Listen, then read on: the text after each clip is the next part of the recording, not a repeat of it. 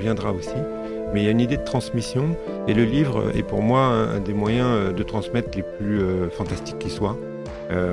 C'est une trace qui reste, il y a quelque chose voilà, qui peut être utile et c'était l'idée, c'était de faire de ce récit-là quelque chose qui soit utile pour les gens qui le liront. Voilà, et qui ne soit pas une recette pour dire, vous voyez, l'ascension sociale, il suffit de faire ça, ça, ça, et vous voyez, je l'ai fait, donc à vous de le faire, pas du tout.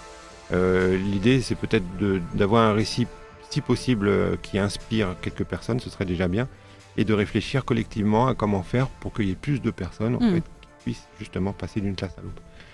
Et le moment en fait clé où j'ai commencé à me dire il faut que j'écrive. Le déclic. Le déclic, exactement, merci. C'est un dîner avec des amis anciens de promo. Et j'ai un de mes amis que je vois régulièrement et qui n'a pas eu la même enfance que moi et qui me dit mais pour arriver à l'école d'ingénieur, quel était ton parcours avant? Et j'ai répondu oh, il faudrait que je t'écrive un bouquin là-dessus. Il m'a dit bah chiche. Et donc j'avais ça en tête parce que ça ne serait pas passé sinon. Mais c'est vrai que ce soir-là, quand je suis rentré, je me suis dit ok, là c'est peut-être le moment et j'ai commencé à écrire ça et c'est venu tout seul. Une fois qu'on est dans l'entreprise, est-ce qu'un leader qui est passé d'une classe à l'autre, qui est un transfuge de classe, comme on les appelle, les transclasses aussi, est-ce qu'il est plus adapté à être un leader différent? Et si oui, est-ce qu'il est un meilleur leader? Est-ce qu'il est plus impactant dans la diversité? Est-ce qu'il est plus impactant pour les jeunes générations? Est-ce qu'il les comprend mieux? Par rapport à la RSE aussi, ce sont des sujets sur lesquels des sociologues se sont penchés et ont dit oui, un transfuge de classe a un pied un peu plus dans le social, un peu plus dans le patronat, un peu dans les deux, et donc est plus à même, par son adaptabilité de son parcours, à être un meilleur leader. Donc, c'est pas moi qui le dis, mais en tout cas, ce sont des questions qui se posent. Non, mais c'est très clair, et effectivement, oui, on va faire un focus sur le manager, finalement le manager atypique. Mais avant cela, je voulais comprendre un peu une définition de l'ascension sociale. Qu'est-ce qu'on appelle ascension sociale aujourd'hui? Alors, on distingue les transfuges de classe, en fait, ça peut être ascendant ou descendant. Un mot pour dire que ça peut être descendant, parce que des fois, suite à des guerres ou à des immigrations non voulues, on peut tout perdre et tout reprendre à zéro, alors que vous étiez dans une classe sociale assez bourgeoise, et puis vous avez tout perdu. Pour ça, vous avez les pieds noirs, vous avez la Russie, vous avez des choses comme ça qui font que vous avez des gens qui avaient une position sociale qui ont tout perdu. Là, on est dans l'ascension sociale ascendante. Donc là, en fait, ce qu'on regarde, c'est la position sociale de départ. On peut la chiffrer avec les revenus des parents, avec le niveau social et culturel en fait de départ de l'enfant. Et quand il devient adulte, est-ce qu'il est dans un monde socio-culturel plus élevé? Est-ce qu'il a un accès un peu plus fort à la culture? Est-ce qu'il a des revenus plus conséquents? Est-ce qu'il est dans une classe sociale plus élevée? Donc, c'est cette mobilité sociale-là qu'on regarde, et on sait qu'en France, par exemple, il faut 6 générations pour passer en fait des 10% les plus pauvres à une classe moyenne. Je pense qu'il faut des rôles modèles, il faut des personnes qui réussissent, qu'on puisse s'identifier. Mais si vous faites que ça, vous mettez une épée de Damoclès sur ceux qui n'y arrivent pas, parce que en gros c'est de leur faute. En gros, il y a quelque chose de la culpabilité qui en ressort. Donc il faut travailler collectivement à ça. Donc dans le livre, en fait, je donne quelques pistes pour essayer individuellement et collectivement de faire en sorte qu'il y ait plus de personnes qui passent d'une classe à l'autre. Et moi, ce que j'en tire en fait de ça, c'est ça rejoint le besoin de transmission, c'est-à-dire que moi, je me sens au milieu de deux classes. Je me sens pas maintenant passer à une classe, on va appeler ça plus élevée. C'est pas un jugement de valeur, c'est simplement statistique. Moi, je suis entre les deux. J'aime bien l'idée de transmission et de pont, de faire des ponts et d'être d'une classe à l'autre, mais de façon dynamique, c'est-à-dire être très bien avec des ouvriers, parce que je viens de là, comme avec des patrons, et faire le lien entre ces personnes-là pour que les gens se parlent et se comprennent. Je crois que c'est très important qu'on évite les silos et qu'on évite les personnes qui restent dans l'entre-soi. Un patron, d'après ce sociologue, en fait, et je reprends ça, qui a dû se battre quelque part parce qu'il a une différence par rapport à une norme que la société a mise en place. Donc c'est vrai pour un homosexuel, c'est vrai pour un immigré, et c'est vrai pour des personnes en fait qui ont plusieurs choses. Si vous êtes une femme de couleur, si vous êtes une femme de couleur homosexuelle, etc. Alors vous cumulez tout ça. Mais quelque part, vous avez été obligé Donc je vais reprendre mon cas, vous avez été obligé de vous adapter en fait à un monde qui ne vous attend pas. Hmm. Le livre s'appelle D'une classe à l'autre, mais quand vous passez d'une classe à l'autre scolairement et qu'en sixième vous ne savez pas à quoi vous attendre, qu'en seconde vous ne savez pas à quoi vous attendre, vous adaptez. Donc le leader atypique est quelqu'un qui déjà a eu un parcours depuis l'enfance de suradaptabilité. Il a fallu qu'il s'adapte en fait à son environnement. Donc il est observateur aussi, parce qu'il n'est jamais invité à la fête. Ça développe des compétences. Exactement. Et ces compétences-là, pourvu que la personne en soit capable et veuille le faire, elle peut le mettre en fait au service des organisations et des entreprises. Et c'est vrai qu'on parle beaucoup de diversité, que ce soit homme-femme, mais de diversité de profil, de parcours, diversité, que ce soit, donc, d'une classe à l'autre finalement, pour pas nommer le livre, mais cette diversité de parcours. C'est comme ça que je l'appelle aussi, Andrea.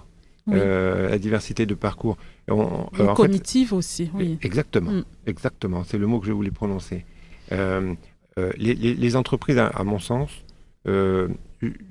jouent un rôle clé et ont globalement une bonne volonté.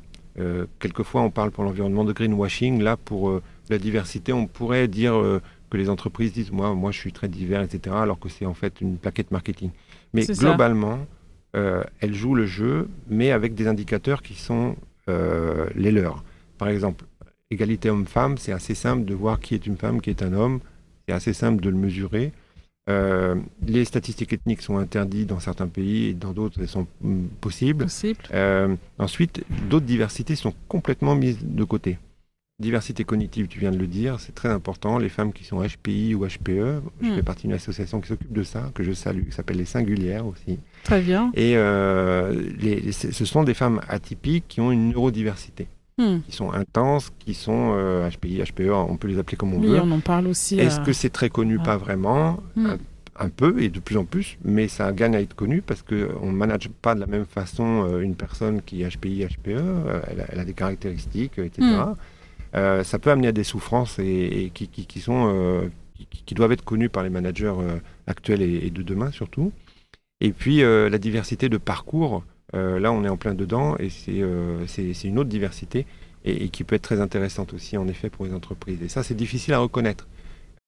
Quand on vient d'un milieu social où on n'a pas de code et on n'a pas de réseau, forcément, on part de rien et soit on reste sans réseau et voilà, mais si on s'élève, forcément, on rencontre des gens. Parmi les personnes qu'on rencontre, il y a des bonnes fées, comme on les appelle, des gens qui croient en vous. Et puis après vous dites que finalement si je connais un tel ou une telle, ça peut être pas mal au niveau professionnel, etc. Et puis on en arrive à connaître des personnes qui font que Andrea, on est ensemble ce matin, etc. Donc il y a des bonnes fées, il y a des bonnes personnes.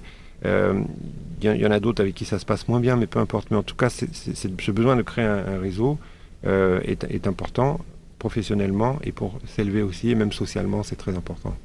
Il faut échanger, il faut créer des ponts. C'est le but de ma démarche, mais je pense que c'est ce qu'il faut faire quand on est manager aussi, aller chercher d'autres pistes, voir comment ça se passe ailleurs et s'enrichir de ça. Donc les entreprises ont un rôle clé à jouer, l'école d'abord et ensuite les entreprises. Et les deux ensemble, parce qu'il n'y a pas un qui est le diable et l'autre qui... non, les deux en fait sont là pour que les citoyens soient des citoyens engagés dans le futur, et les associations aussi. Très bien, merci beaucoup. Effectivement, s'enrichit et puis les citoyens engagés. Merci beaucoup, Milosav. Et je sais aussi que tu as des engagements associatifs très forts. Je voulais qu'on en parle un petit peu. Donc, je sais que tu travailles avec les entretiens de l'excellence, avec donc la puissance du lien, on en a parlé au début. Et voilà, je voulais un peu comprendre tes engagements et pourquoi ça te tient à cœur. Et quels sont les résultats que tu en tires, les leçons que tu en tires? Très bien, merci beaucoup pour cette question, c'est important. Alors, je le dis à la fin du livre, en fait, qu'est-ce qu'on peut faire individuellement et collectivement? Alors, je pense qu'individuellement et collectivement, on peut travailler main dans la main, notamment dans les associations. Ce que j'essaye de faire, moi, c'est de travailler sur deux axes, égalité des chances, égalité homme-femme. Voilà les deux axes, en gros. D'accord. Et de là découle un certain nombre d'actions bénévoles.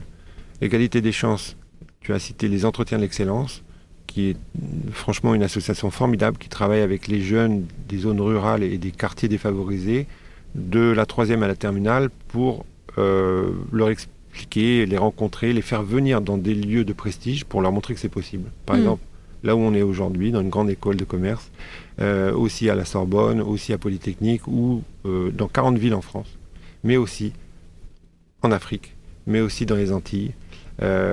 Partout, en fait, dans la francophonie, on va dire, partout, en fait, on les emmène quelque part et on leur parle de métiers. Ils choisissent, par exemple, les métiers du commerce, les métiers d'avocat, les métiers du droit, etc. Exactement.